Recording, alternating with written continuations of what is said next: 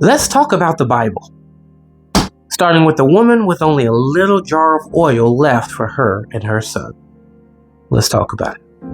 You see, this woman was approached by the prophet Elisha, and he had asked her for that oil so that she could fix him something to eat. But her response was that me and my son are about to use this to fix our last meal and die. And so he instead instructs this woman to go around to her friends and to her family and to her neighbors and gather a bunch of jars and to use that oil to fill each and every one of them. The thing is, she only had a little bit at the bottom, so how is she supposed to fill all these other ones? And this is what crossed my mind. You see, a lot of us church folk love to quote the verse that says that our cup runneth over. We say that all the time and we refer that to us being blessed and being able to have so much pour over that we can bless other people.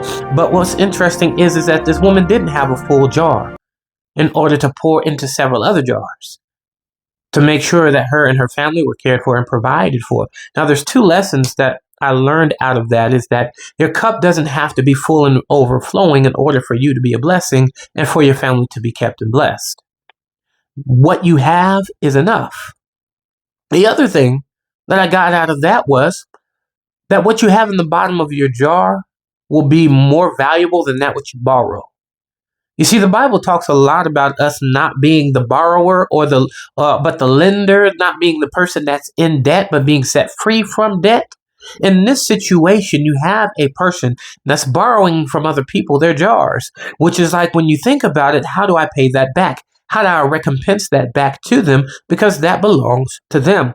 But the thing is, what's in the bottom of her jar and what she's pouring into their jars is way more valuable than the jars themselves. So she was making more than what she had borrowed. Think about what it is that you possessed, your strength, your skills, your talents, your literal thing of value, and how you can reproduce that, and how that is more valuable than that which you borrow. That's powerful.